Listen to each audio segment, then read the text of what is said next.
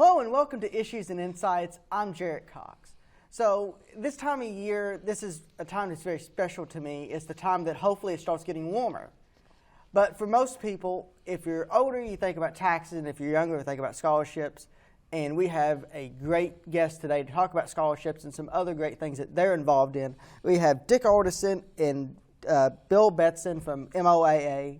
Gentlemen, thank you for coming. Happy to be here. Glad to help. So first off, can you explain a little what MOAA is and how you got involved? Yeah, MOAA is the Military Officers Association of America. It's a national organization of about 380,000 members. We also have a local chapter here of that organization. The national organization advocates in Washington for the military community.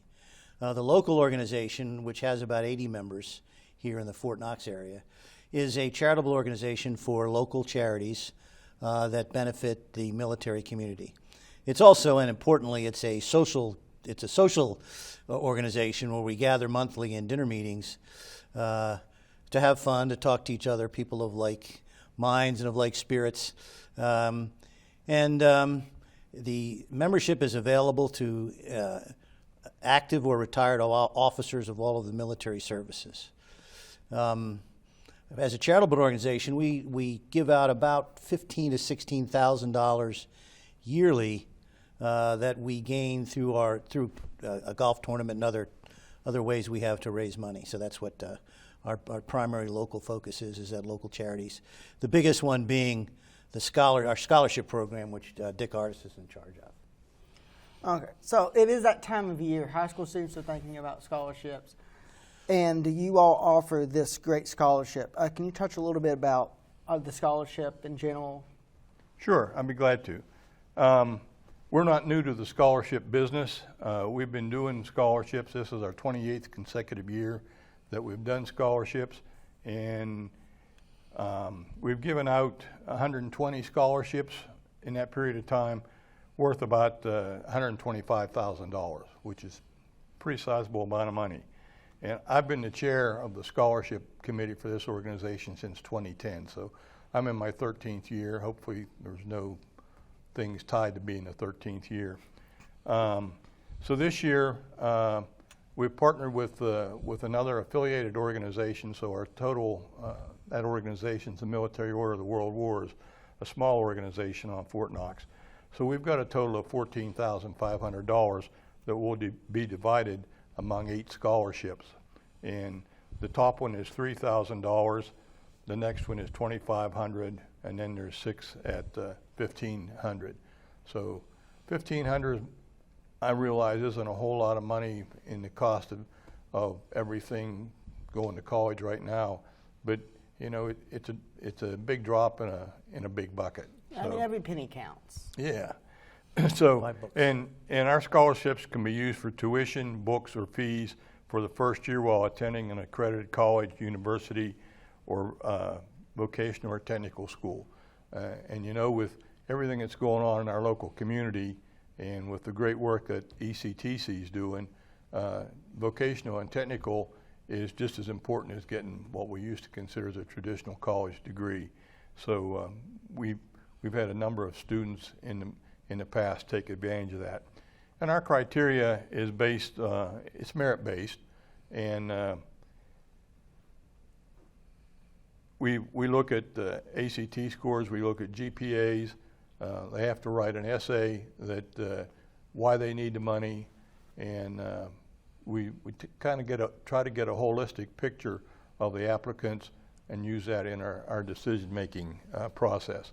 And the decisions are made by a committee of, depending upon the number of applications, 6 or 8 members of the organization, and we get it done in about a half a day, and it goes pretty well.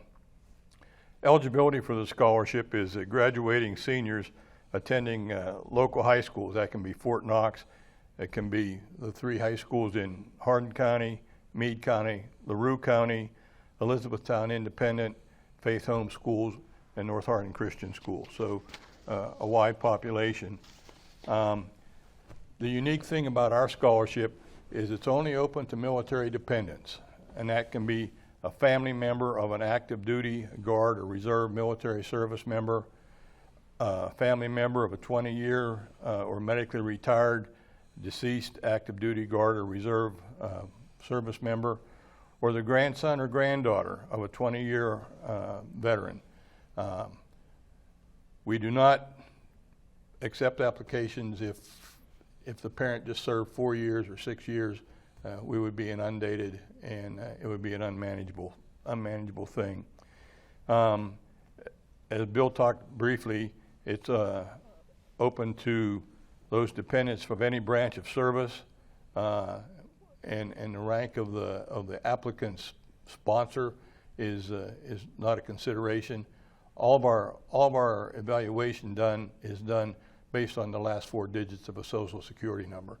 The only person that knows the name is me, and that's not revealed until after we've gone completely through the selection process. We are looking for well-qualified students. We have to have a minimum of a 2.5 GPA, which isn't that tough to get, or be in the upper half of a graduating class. And we require some documentation just so we know that they're eligible, and that can include the front or back of the student's military ID card, front and back of their parents' or sponsor's ID card, or in some cases when we're dealing with grandparents, we have to get some other documentation. But that's not a big deal. And as I said, 8 scholarships we're going to do. The evaluation is done by our scholarship committee, and we announce the awards at the high school awards night at the end of each school year. And the applications for our scholarship have been with all the local high school counselors since the 6th of January. So they're out there just waiting for you to see your counselor and start to work on it. The suspense for having them in this year is the 31st of March, so they've got plenty of time to get them done right now. Don't procrastinate. The postmark by the 31st of March means, it's got to have that stamp on it from the post office. But knowing the way the mail is sometimes, it can take a week to get from E-Town to Fort Knox. So don't wait till the last minute. I know what you mean. I've had packages sitting in, living in Hawk County. I've had packages go from E-Town to Hawk County. It takes me a week. It's like I could have drove there 17 times. Yeah. Absolutely. We're very fortunate. One of our major sources of funds for the scholarship is our golf scramble that Bill will talk about shortly. But this year we were very fortunate that we had members make donations of scholarships in honor of or in memory of a loved one, and so over half of our scholarship amount came from that source. So that makes our fundraising effort easier, and it means some of the other money that we raise we can use for other things in the community. And it's so great that your members care that much about getting young people educated, that they would put their own money.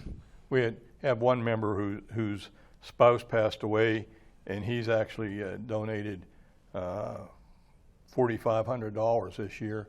And we have another member whose wife passed away several years ago, and he habitually funds a scholarship for $2,500. So it's great that we have that generosity in our community. And that is just so important. This is such a great community. And Yep. we do have a great community college. Yeah. I'm a little biased because they gave me my degrees. Yep.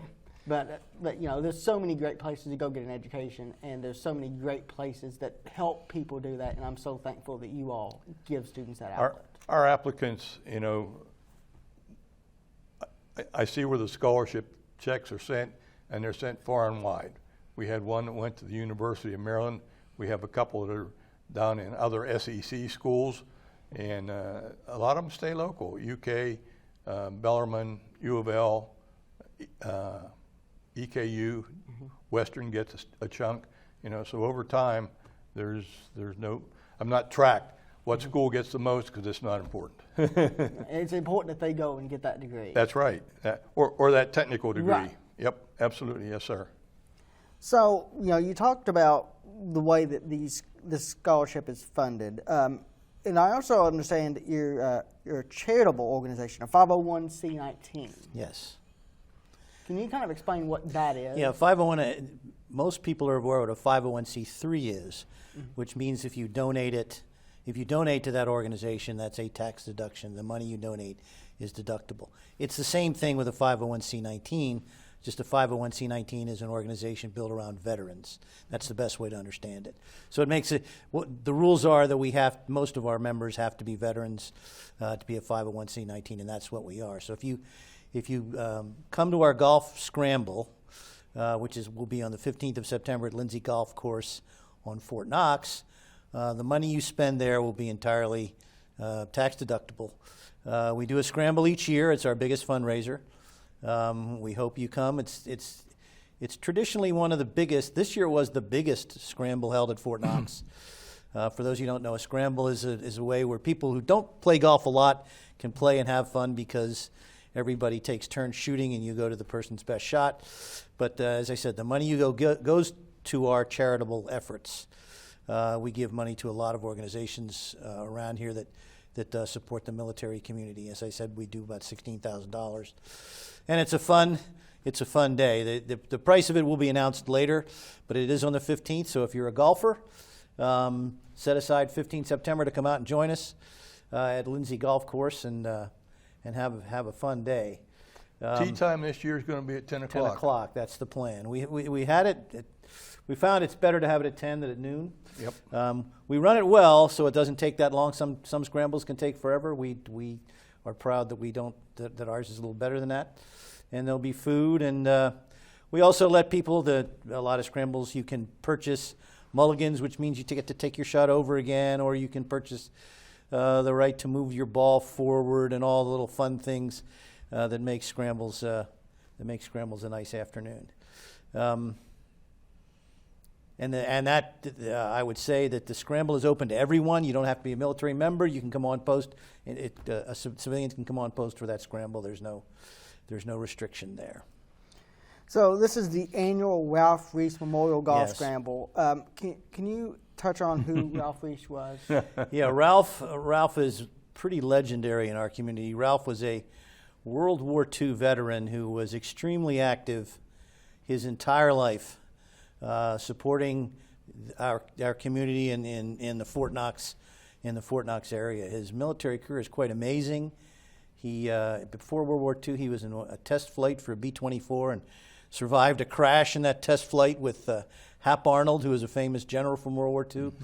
Mm-hmm.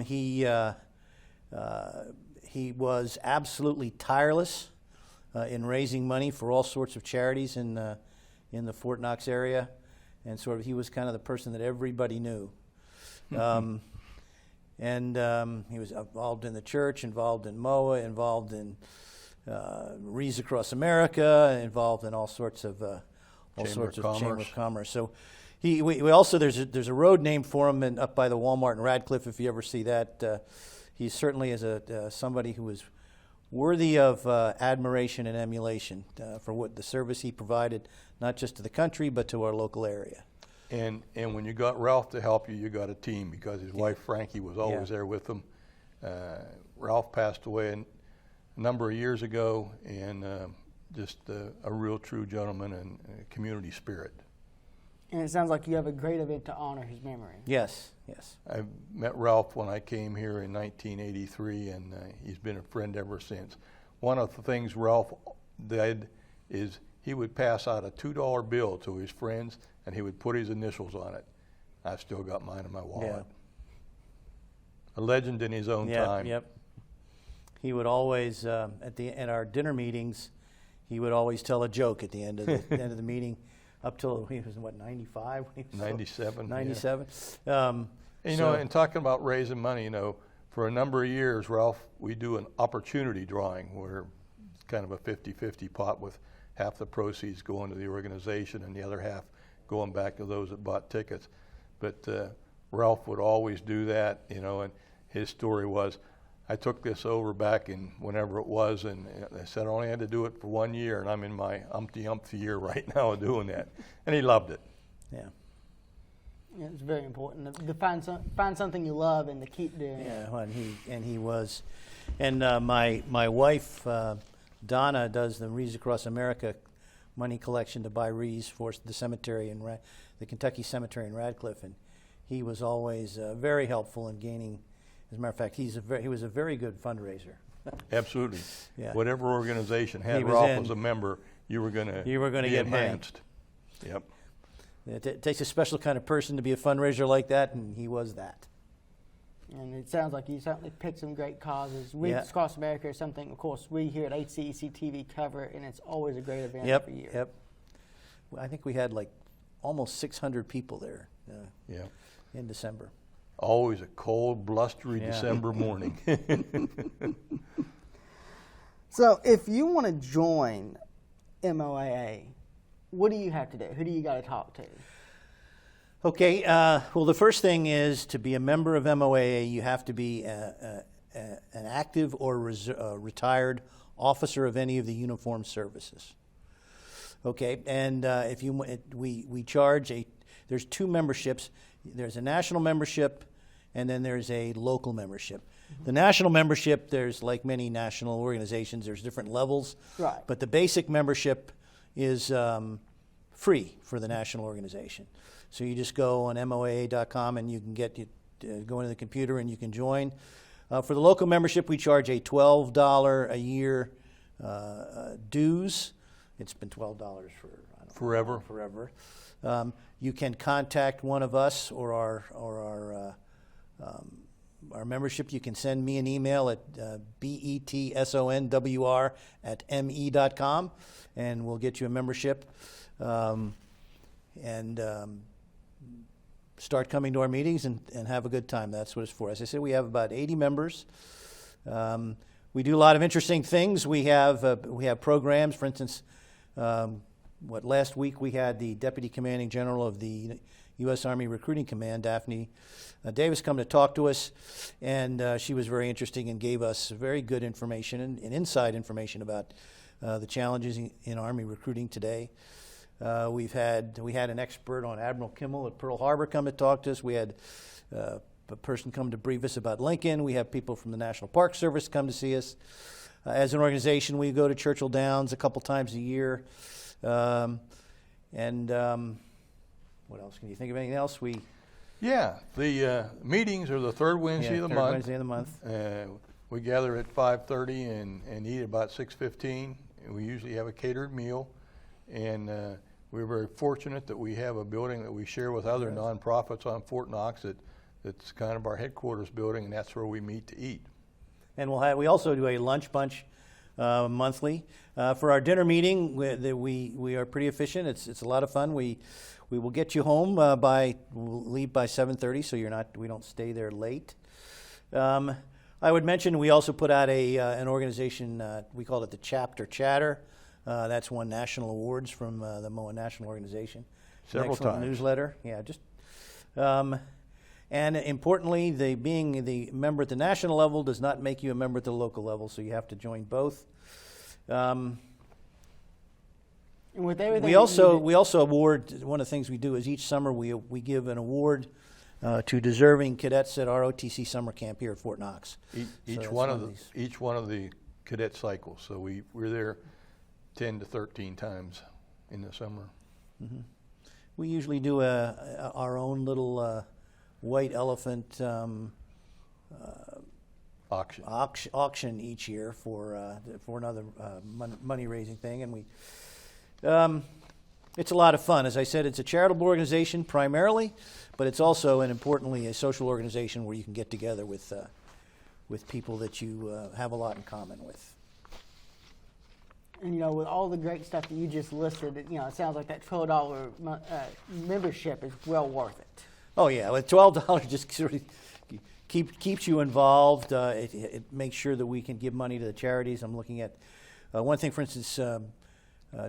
General Terry Tucker came to us and talked to us about an organization called Warriors Afield that takes combat veterans who are struggling and takes them out to fishing, hunting,